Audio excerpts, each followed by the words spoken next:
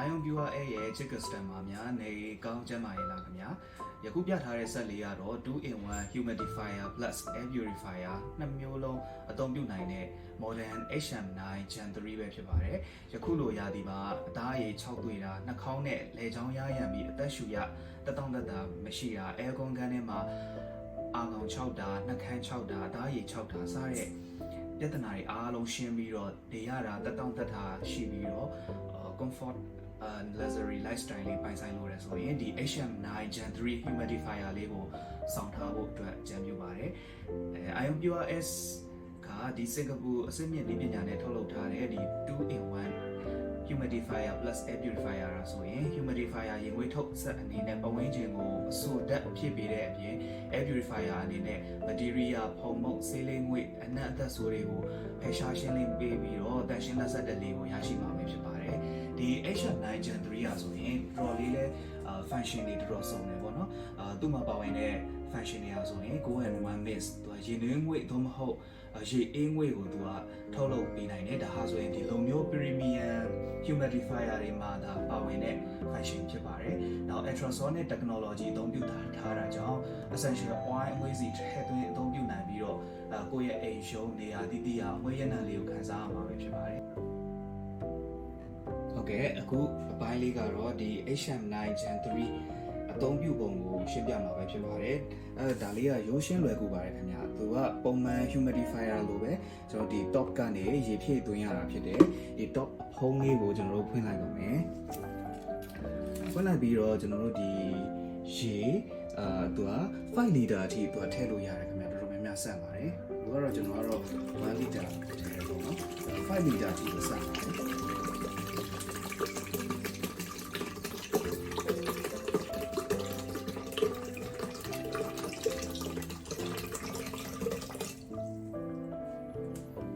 အဲ့ဒါပြီးပြီဆိုရင်ကျွန်တော်တို့မိမိကြိုက်နှစ်သက်တဲ့အမွှေးစီကိုထည့်သွင်းအသုံးပြုနိုင်ပါတယ်အမွှေးစီ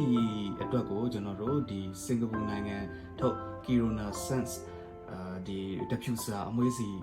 အသုံးပြုဖို့အကြံပေးပါတယ်ဒီ Kirona Sense ဟာဆိုရင်စင်ကာပူနိုင်ငံမှာ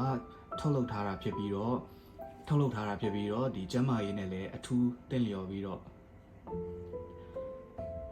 ရန်ကိုမွေးပြန့်တဲ့ luxury ရနံ့လေးကိုခန်းစားရမှာပဲဖြစ်ပါတယ်ရွေးချယ်နိုင်တဲ့ရနံ့နေရာဆိုရင်အနံ့ပေါင်း20ကျော်အထိရှိပါတယ်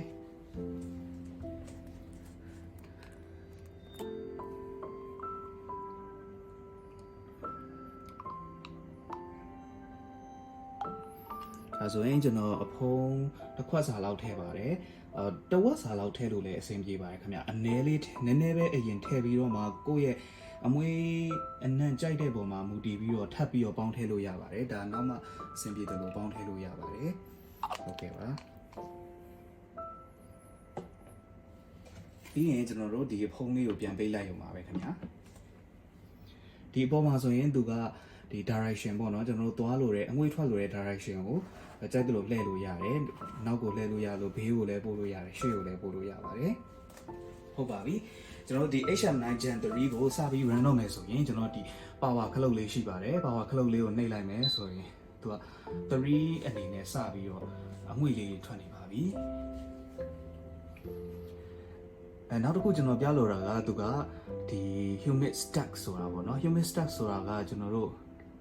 ဒီအခန်းမှာရှိတဲ့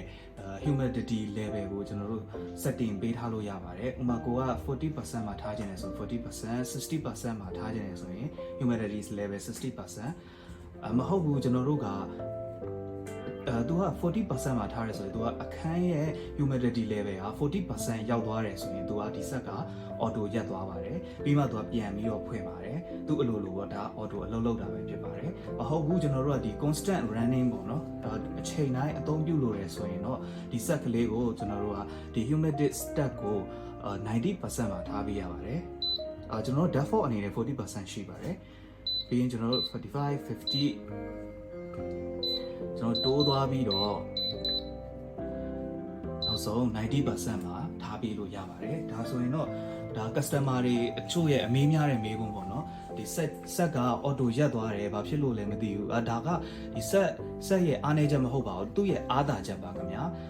ကျွန်တော်တို့ကဒီ humid stat ကိုမိမိလိုအပ်တဲ့ humidity level ကို setting ချိန်ထားနိုင်တယ်ဥပမာ 60% ဒီကျွန်တော်တို့ထားခြင်းနဲ့ဆို60% ထားတဲ့အခါမှာ set ကသူက auto ရက်သွားတယ်ခဏရက်သွားတယ်ပေါ့နော်ခဏရက်သွားပြီးတော့ကျွန်တော်တို့60%အောက်ပြန်ကျသွားပြီဆိုရင်သူ့ရဲ့ level 60% ကိုပြန်ရဖို့အတွက်ကိုသူကပြန်ပြီးတော့နောက်တစ်ဖန်ပြန် run ပါတယ်အဲ့လိုမဟုတ်ဘူးတချို့ customer တွေကအမွေးနှံကိုတခါတည်းအများကြီးရကျင်တယ်ဒီ humid level ကိုကောင်းကောင်းရကျင်တယ်အဆိုတက်ကောင်းကောင်းရကျင်တယ်ဆိုရင်ကျွန်တော်တို့ဒီ 90% ကိုထားပေးတယ်ဆိုရင်ဒီကသူကရေကုန်တဲ့အထိကို auto run ပါတယ်ဒါမှမဟုတ်ကျွန်တော်တို့ timer ပေးခဲ့တယ်ဆိုရင်လည်း timer အချိန်ကုန်တဲ့အထိကိုသူက run သွားမှာပဲဖြစ်ပါတယ်နောက်တစ်ခုဒီ icon လေးကတော့သူက mix level ဖြစ်ပါတယ်သူအမွေထွက်နှုံးကိုပြပေးတာဖြစ်ပါတယ်အခုဆိုရင်ဒါဆိုရင်0ဆိုရင်ကျွန်တော်တို့လုံးဝအမွေမထွက်တော့ပါဘူးဒါဆို1ဆိုရင်ကျွန်တော်တို့အနည်းငယ်ထွက်လာတယ်2ဆိုရင်အဲ့ဒါပို့ပြီးတော့ထွက်လာပါတယ်3ဆိုရင်သူကအမွေထွက်တာအများဆုံးဖြစ်ပါတယ်ဒါဆိုရင်တော့ humid level ကောင်းကောင်းရချင်တယ်ဆိုရင်3မှာထားလို့ရပါတယ်နောက်တစ်ခုကျွန်တော်တို့သူ့ရဲ့အရေးကြီးတဲ့ HM9 Gen3 ရဲ့အရေးကြီးတဲ့ function လေးပေါ့နော်သူက ion ဆိုတဲ့ function လေး ionizer function လေးပါပါတယ်ဒါကတော့ကျွန်တော်လေသန့်စင်ပေးတဲ့ function လေးပဲဖြစ်ပါတယ်ဒီ ion ဆိုတဲ့ function လေးကိုနှိပ်လိုက်တဲ့အခါမှာကျွန်တော်ဒီအနှုတ်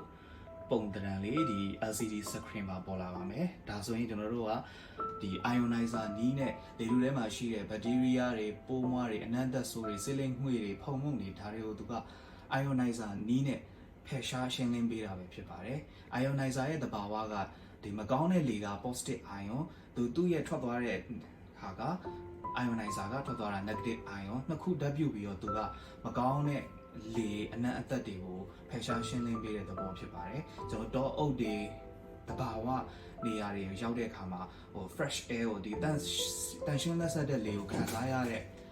အခြေအနေဆိုတာဒီတဘာဝ ionizer လေးတွေကိုခံစားနေရခြင်းပဲဖြစ်ပါတယ်နောက်သူ့ရဲ့ function အနေနဲ့ကျွန်တော်တို့ timer ပေးထားလို့ရမယ် timer ကတစ်နာရီဆိုရင်သူကတစ်နာရီပြည့်တဲ့အခါမှာ auto ရက်သွားမယ်သူဘယ်ထိပေးလို့ရလဲကျွန်တော်ကြည့်ရအောင်9နာရီ6နာရီ9နာရီ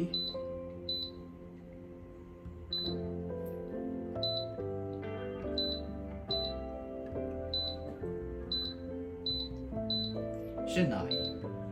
ကျွန်တော်8နာရီဒီ timer ကိုပေးထားလို့ရပါတယ်နောက်တစ်ခုအနေနဲ့အရေးကြီးတဲ့ function လေးကကျွန်တော် sleep function ပဲဖြစ်ပါတယ်ဒီ sleep function လေးကိုနှိပ်လိုက်မယ်ဆိုရင် screen ကလုံးဝအမဲရောင်ပဲပေါ်ပြီးတော့ကျွန်တော်အိပ်တဲ့အခါမှာတက်တောင့်တက်တာနဲ့အလင်းတွေမထွက်ဘဲနဲ့ sleep mode လေးကိုအေးဆေးမြင်တာဆိုတာဖွင့်ထားပြီးတော့အိပ်ဆက်နိုင်ပါတယ်